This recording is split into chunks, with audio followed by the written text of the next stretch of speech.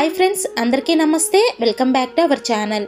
ఉత్తర ద్వార దర్శన భాగ్యం కలిగించే వైకుంఠ ఏకాదశి లేదా ముక్కోటి ఏకాదశి ఈ 2025వ సంవత్సరంలో జనవరి నెల 9వ తేదీన వచ్చిందా లేదా 10వ తేదీన వచ్చిందా? ఏకాదశి తిథి ఎప్పుడు ప్రారంభమయ్యి ఎప్పుడు ముగుస్తుంది? స్వామివారికి పూజ ఏ సమయంలో చేసుకోవాలి? స్వామివారి ఉత్తర ద్వార దర్శనము ఏ సమయంలో చేసుకోవాలి? ఉపవాసము ఎప్పుడు ప్రారంభించి ఎప్పుడు విరమించాలి అనే విషయాలన్నీ కూడా ఈరోజు వీడియోలో క్లియర్గా తెలుసుకుందామండి. వీడియో చివరి వరకు చూసి వీడియో నచ్చితే లైక్ చేసి షేర్ చేయండి. తప్పకుండా మన ఛానల్ని సబ్స్క్రైబ్ చేసుకోండి. పుష్యమాసంలోని శుక్లపక్షంలో వచ్చే ఏకాదశిని తొలి ఏకాదశి లేదా వైకుంఠ ఏకాదశి లేదా ముక్కోటి ఏకాదశి అని పిలుస్తారు. మోక్షం పొందాలి అనుకున్న వారు ఎవరైనా సరే ఉత్తర ద్వార దర్శనం చేసుకోవాలి అని చెబుతారు. ఈ పుష్యమాసంలోని పౌర్ణమికి ముందు వచ్చే ఈ పవిత్రమైన ముక్కోటి ఏకాదశి రోజున అన్ని దేవాలయాల్లోనూ స్వామివారు ఉత్తరం వైపు ఉన్న ద్వారం నుంచి దర్శనం ఇస్తారు. స్వామివారిని ఉత్తర ద్వార దర్శనం చేసుకోవటం వలన మోక్షం కలుగుతుంది కాబట్టి దీనిని మోక్షద ఏకాదశి అని కూడా పిలుస్తారు.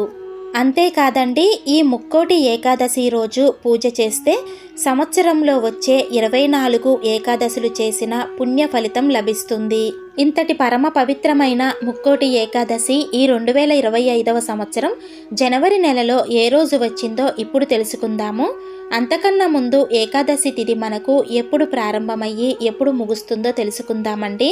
ఏకాదశి తిథి ప్రారంభము 2025 జనవరి 9 గురువారము మధ్యాహ్నము 12:22 నుండి ప్రారంభమయ్యి జనవరి 10 శుక్రవారము ఉదయము 10:19 వరకు ఏకాదశి తిథి అనేది ఉంటుంది.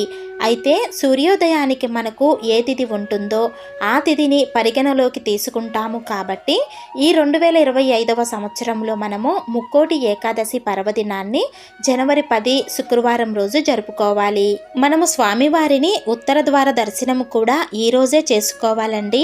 స్వామివారిని ఉత్తర ద్వార దర్శనము చేసుకునేవారు జనవరి 10 శుక్రవారము తెల్లవారుజాము నుండి ప్రారంభించి మనకు ఏకాదశి తిథి ఉదయము 10:19 వరకు ఉంది కాబట్టి సాధ్యమైనంత వరకు ఏకాదశి తిథి ముగిసేలోపు స్వామివారిని దర్శించుకుంటే మంచిదండి.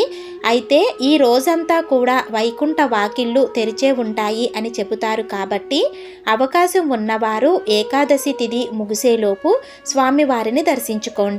ఒకవేళ కుదరని వారు ఈ రోజు మొత్తంలో స్వామివారిని ఏ సమయంలో దర్శించుకున్నా పర్వాలేదండి.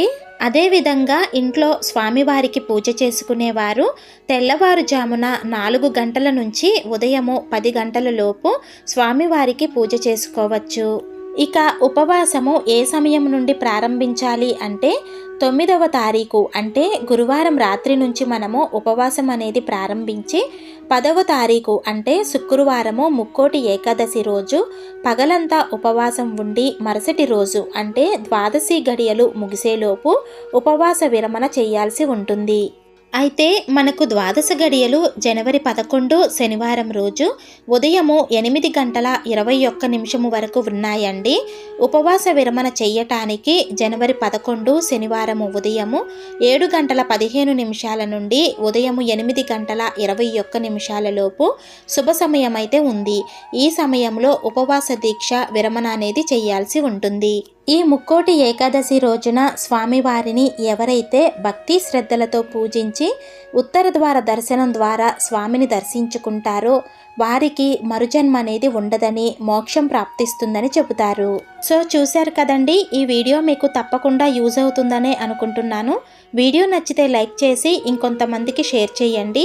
అదేవిధంగా ఇలాంటి మరిన్ని ఆధ్యాత్మిక వీడియోస్ కోసం మన ఛానల్ని తప్పకుండా సబ్స్క్రైబ్ చేసుకోండి. శ్రీమాత్రే నమః.